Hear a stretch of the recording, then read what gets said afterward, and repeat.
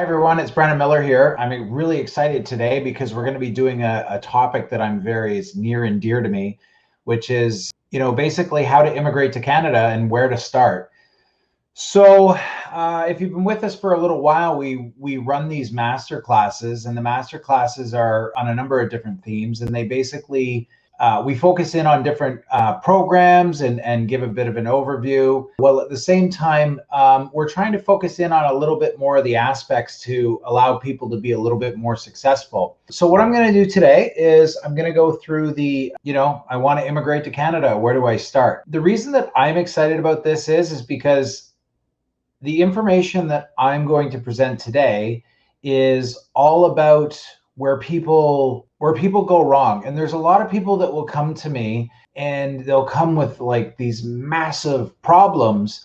And the reason that they have the problems is because they haven't planned ahead. So I've been doing this for almost 10 years in immigration. And what I've seen is that everybody can immigrate to Canada if they meet the criteria. I know that sounds really funny. Everybody can immigrate if they can meet the criteria. However, where people tend to go wrong is because they haven't planned and they don't have a backup plan and they don't see what their end goal is and they just kind of take it step by step. Okay, so we're going to dive into that today. So I want to immigrate to Canada. Where do I start? As of the current time, this is June 5th, 2020. We're still in the middle of COVID, as you can see with the hair and everything. But I think that the way that I've prepared these slides is that I want them to be timeless. So I want you to have, I think that the strategies that we're talking about here, I've prepared this on purpose to be very strategy specific, that are the strategies that no matter where it is, it'll always be. Okay, so let's get started. So my overview for today, I'm going to talk about preparation and research. I'm going to talk about the importance of a consultation. Before you're like, oh yeah, here's Brandon just trying to sell me on a consultation. I want you to really understand why this is important and why hunting around the internet for information is not a good idea and not a good way to go. If you know me and have you watched some of my stuff, you'll know that I always talk about strategic planning. Strategic planning is why people are successful, because they have a plan. They will take that plan and they will follow it through.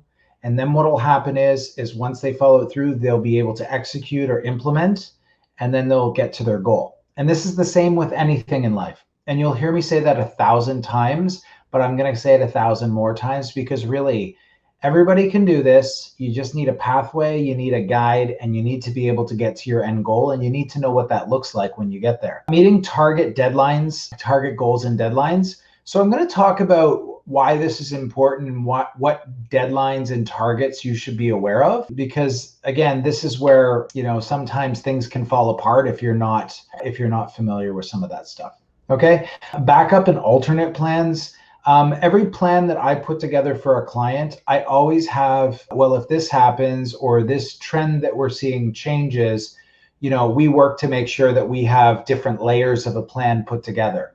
And I think that that's really, really important. A lot of people will come to me and they'll just have, oh, here's my plan. And then when something goes off, they don't know what their backup is. Okay. So we're going to dive into some detail on all of this stuff, and hopefully this will be great for you. All right.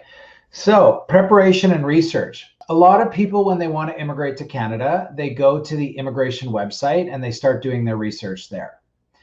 I'm going to tell you not to do that.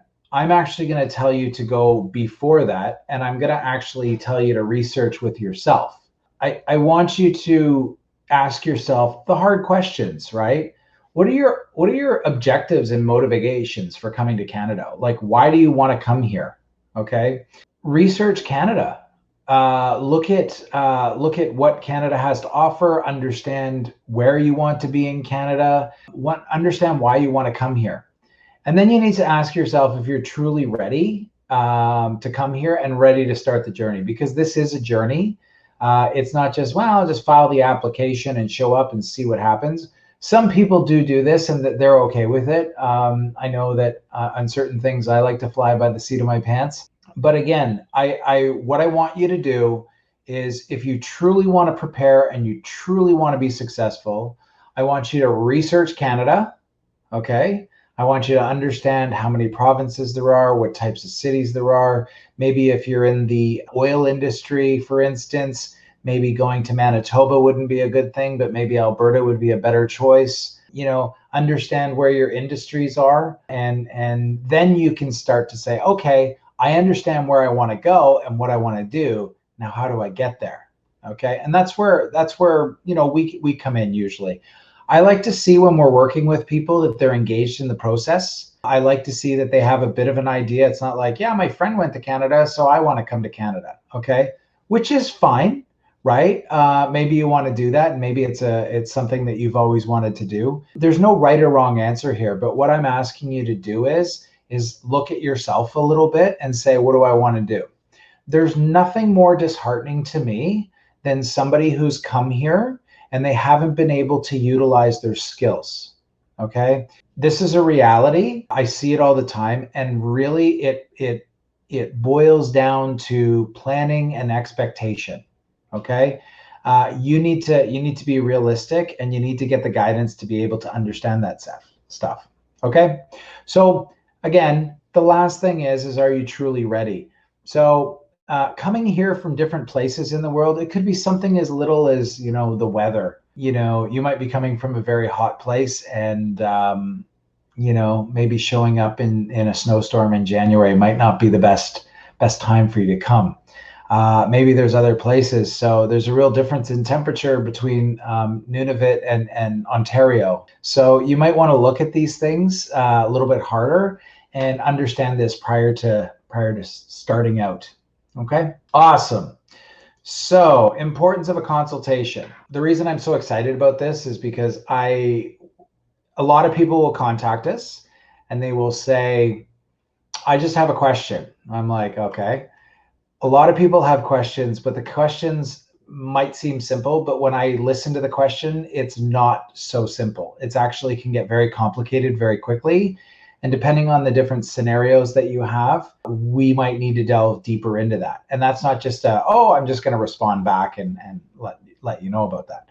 So I would suggest that once you have made a decision to come to Canada, or if you're here in Canada, you need to understand all of your different steps. And I'm going to talk about that in the strategic planning. But you need to get advice that's tailored to you. Okay. One of the biggest things that I really don't like to hear is like, oh, I was on the internet and I read this, right? Or, oh, this worked for this guy on the internet, or my friend did this, right? Oh man, everybody's situation is different. And again, if you look at my logo, it says trust, expertise, and personalized service. The personalized service is really important because you can't just grab somebody else's situation and put it into your own. Okay. You need to actually understand everything, your case and how it relates to the immigration system. The other thing is that people don't identify possible problems or issues that they might be having. And you really might want to identify those prior to launching any application that you might have. One of the common issues that I see, and I've been seeing a lot lately, is depending on where people come from, their family member might have what would be deemed a criminal inadmissibility issue. And there were some changes in the law a little while back, over a year ago, where it redefined what serious criminality was. And a lot of people don't know this until they think, oh yeah, it's just a little thing. Well, that little thing could bar you from coming to Canada. So just as an example, because there's a litany of other things that you could look at, but that's one of the things that we see a lot, and it puts the brakes on very quickly. So you want to identify those, and before you start having the embassy ask you questions or the IRCC ask you questions, you want to actually be prepared and know how to deal with those and take a proactive approach to that so that it doesn't become a bigger issue. You want to know your immigration pathways and the options that are available to you. Again, this sounds very basic, but a lot of people will contact us and they'll say, oh, I'm qualified for this and I want to apply for this. And it's like, slow down, right? Slow down, because what we do is we look for the easiest, quickest, and most cost-effective way through the system. Okay. And there might be other ways, you gotta, there's 70, 80, 90 different pathways, like programs and pathways and variations on those programs where people can actually go through the system. And, I talked to a lady last week, and she was looking at an economic pathway, and she was in a relationship with somebody that she didn't understand was a common law relationship, for instance. And the reason I bring that up is because I was like, well, you could mount this case, which is a lot more complicated for you, or you could go this way, which is a lot easier for you and would be a lot cheaper, and you wouldn't have to do X, Y, Z. So why don't we just discuss that? So these are the things that you can uncover. It can save you a lot of time. It can save you a lot of money. It can save you a lot of frustration, et cetera, et cetera. The last thing is that the goal is after you get out of this, that you have a plan. And most importantly, having a plan is great, but you need to be able to execute and implement that plan. Because if you can't, it just looks really good on paper, but it has no meaning to you. So we're always pretty realistic with that. So what we do is that, and I'm just using us as an example, we'll look at the individual, we'll gather their information, then we'll look at how that relates to the immigration laws and everything that's there. And then what we'll do is on top of that, we will put together, here's your options. Maybe there's 1, 2, or 3 options. Maybe there's one option. And then we'll say, this is what we suggest you do. And we suggest that you do it within this time frame because these are the factors, and I'm going to talk about that as well, that might, create an issue for you. And then we're going to identify the problems and say, here's some of the issues that you might want to do, and here's some of the ways around it. And then they have a backup and they have a plan that they can execute on. And that's really important, super, super important. Okay. So that's the goal of the consultation. And that's why it's important, because you need to know what you're doing. You don't want to get through something, file this application, find out it doesn't work. Oh, well, my buddy did this, so maybe I'll try that application. It doesn't work that way. And it actually, depending on the programs that you're applying for, could actually work to your detriment. Okay? Awesome. Let's move on. Strategic planning. Okay, here we go. This is what I love. So, how I've always approached immigration, my clients, and basically everything that I do is I look at my end goal and I want to see where I want to be. And then I say, okay, this is what I want. And then I come backwards and I figure out what all the steps are to get there. Okay. I do this in my business. I do this in my personal life. And I definitely do it with my clients. I say to them right off the bat, what's your goal? So once we understand what the end goal is, that's one of the first questions out of my mouth. I'm like, okay, so how do we get there? When we put together a plan, we say, here's the end goal. And then we look at, what are the milestones to get there? So if it's permanent residency and somebody wants to come as a student, for instance, so we'll say, okay, here's the student, right? And this is actually a big thing that we're seeing a lot. There's a lot of students that are coming here and they arrive and they have zero plan. We talked to somebody last week that was already qualified for express entry. She would have already had an invitation and done that. And she was looking totally at a different program because that's what she understood. And I was like, yeah, you're qualified now and you could probably have your PR wrapped up and finished by the time you even just get started on your other pathway that you're planning. So again, students will come, they generally may or may not have a pathway, and they're just kind of going step by step. So it's like, okay, I'll go to school. Yay, I'm in Canada. Okay, now I'll get my postgrad, and then I'll get my job, and then I'll get my PR. Okay, that's all great, but it's like when, and you'll see I have a timeline for the process with expected milestones. When should I be executing on that so that I can hit that milestone? It's very important, and especially when you don't have a lot of time, and the postgrad is actually very limited in terms of when you're going to be able to, the validity of it, okay? Understand different strategies to maximize success. So let me give you an example. A strategy in express entry, is maybe leaving a spouse as a non-accompanying because they're dragging down the points, okay? That could be the difference of you coming to Canada and not coming to Canada, right? Because your points would be able to go up.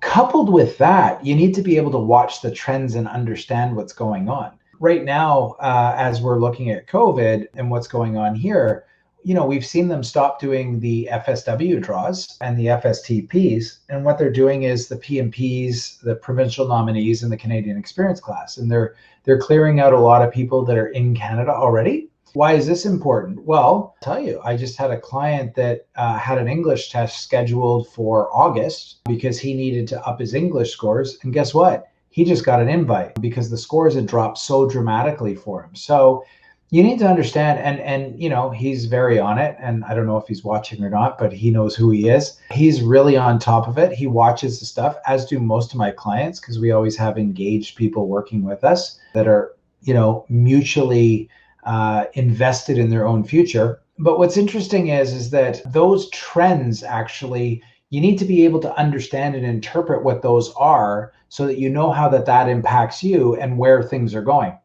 I did a consult yesterday with somebody else, and I basically told her, I said, don't worry about your husband doing all this stuff, because if the trend continues, then you're going to be fine. However, I also said, we'll see in August where things sit. And if the trends don't continue, then here's our backup plan. And here's what we're going to do. Okay. So that's why the backup plan is supplemental to the main plan, because it's a fluid system, right?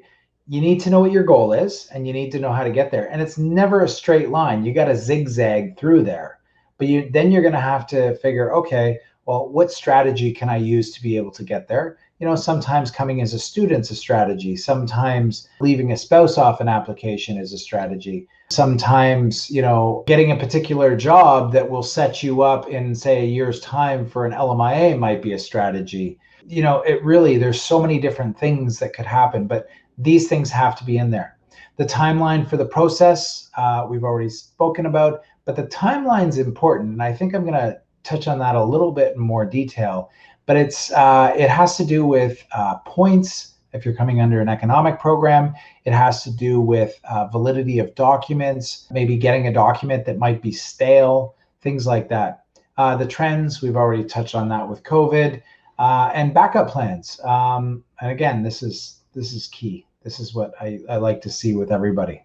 Okay. Meeting target goals and deadlines. Meeting minimum scores and qualifications. So that's pretty obvious in terms of a program, but English test scores and credentials. So it's better to understand what those are first and where you sit prior to actually just going down the pathway of I want to go to Canada. So you need to know that. But you also need to know deadlines, cutoff periods. Again, if age is a big factor for you and it's going to make the difference in getting the points, you're going to want to watch that. You're going to want to do planning a couple of years out in advance. Say you're coming as a student, right? What I do when I'm planning and I run the different scenarios with my clients, say they're coming as a student, I'll say, okay, you're coming as a student. This is what your situation looks like now. And then in a couple of years, this is what it's going to look like. And then this is what it's going to look like if you're able to get this work experience within this time. Okay. So again, but knowing what those deadlines are, because say you're 28 and then you become 29, and then you've got 2 years of school, and then you've got another year of work, right? So what's going to happen? Your age is going to drop, but your age is going to drop. Say your age goes down 5 points, but your work experience could go up 40. So you have to weigh all these things out and understand what those are, but you also have to understand the impact of the deadlines and the cutoff periods. Gathering required documents and information. This can take on so many different forms, and you want to make sure that you understand what the rules are for the documentation that they require, i.e. IRCC, but at the same time, you also want to make sure that your documents are going to remain valid. They're going to be accepted. So for instance, police checks are a really good example of this. So if you're traveling a lot, for instance, or if, employment letters, for instance. So say you're in a current job right now and you ask your boss, hey, can you sign this letter? Can you do this for me? Okay, yeah, sure, I'll do that. But then your boss is a busy person and he or she is going to come back and you're going to say, hey, I kind of need more experience on this letter. Can you sign this for me? Well, I already signed that for you. Why am I signing it again? not really, you don't really want to do that. You want to understand when you need it, how to gather the documents, what type of documents you might need, and if there's a deficiency in the documents, because we don't live in a perfect world, what or how can I make up that deficiency? Okay, and then eventually planning ahead. One of the things that I used to teach the immigration course, and one of the things that I always used to say to the new consultants coming out of the course, trying to make their way in the world, is always plan your case to fail. And that's not me. That's not my, I'm not some, I figured that one out on myself. That was taught to me. And the reason is that you have to look at, say, okay, well, what if I get refused? What's that going to look like? So one option would be is going to federal court and seeking a judicial review or relief under that. But, what's that going to look like when I get there? So one of the things, the litmus test that I always do when I'm preparing a file is I look at, what is this going to look like in front of the government officer? Does this look a little strange? Is this a little too perfect? Is this whatever? So what are they going to look at it? And then my next test is I say, what's a judge going to look? If I lose and I get refused, right? For instance, which, knock on wood, we don't get too many of those. And if that's going to be the case, what's that going to look like? What's it going to look like? What is the judge going to do if I've got an error in fact or an error in law here? What's that going to look like, right? What's reasonable? Okay? So we always prepare our cases so that, if somebody else had to look at it and give us an opinion on it, we want to be able to stand by our work. Okay? So I'm going to move on from that. Backup and alternate plans. What do we do when things don't go as planned? So I've alluded to COVID because we're in the middle of it right now. And I'll tell you what, there was a lot of things that didn't go as planned for a lot of people right now, right? A lot of people are still living it, and the alternate solutions and options, I don't think anybody could have planned for this. I think that, going forward, one of the things that we've looked at is how are we going to plan for this for our clients if, for instance, they get a post-grad work permit and it's only for a little amount of time, and then they get laid off because everyone's in lockdown and they don't have enough time. There's advantages that we've seen in terms of the immigration law and being able to use that to be able to still meet the objectives, but these are all backup and alternate plans. So what do you do when things don't go as planned? It's best to plan for those initially before you actually get into the situation.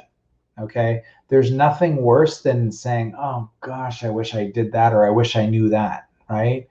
You should know all of these in the beginning, and then you have different layers, which are, okay, if this doesn't work, then I go this way, that, okay? Because things don't always work out that way, right? So for instance, coming as a student, not staying full time in a semester, if we see this, right, it actually nullifies your post-grad work permit. So what do you do then, right? Geez, I wish I knew that, right? Because the post-grad was part of the issue or part of the plan.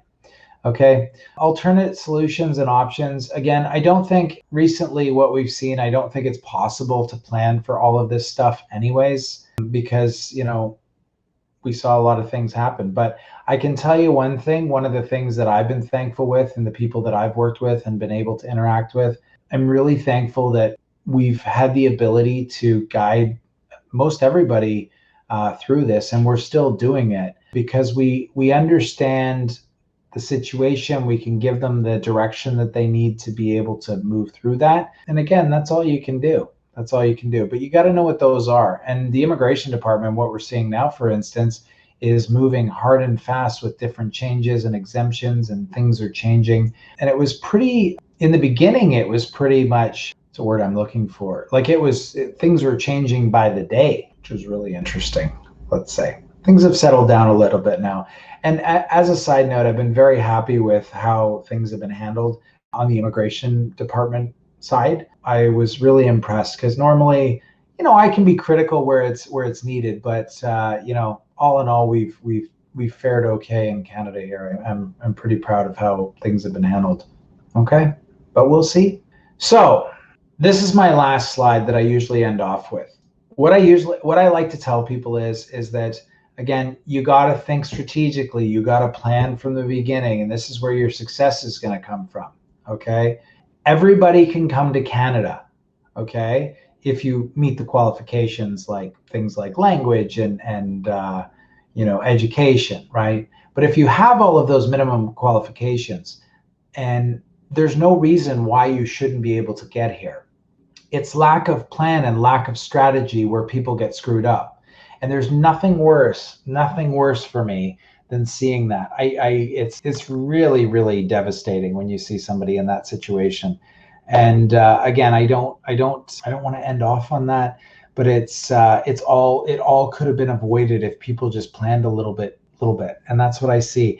And that was the focus for today. I really, really wanted to take the time to kind of hit that home, because I think that a lot of people could save themselves a lot of issues if they just focus on those things.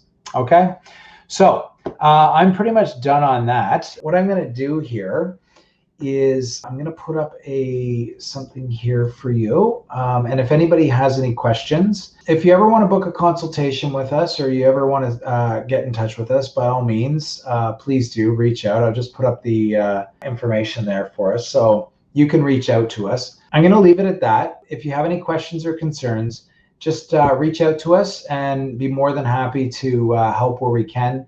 But again, please, please, please, do a few things. If you want 3 things from today, ask yourself why you want to come to Canada, have a plan, okay, and make sure that you understand all of your options and strategically go.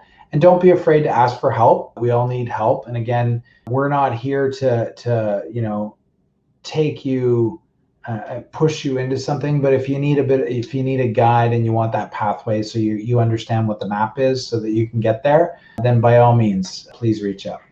Okay. I hope everybody's staying safe, and I definitely look forward to speaking with you soon. Thank you again. Okay. Take care. Bye-bye. Thank you for watching my I Want to Come to Canada video, and hopefully you have a better understanding of what your next steps should be.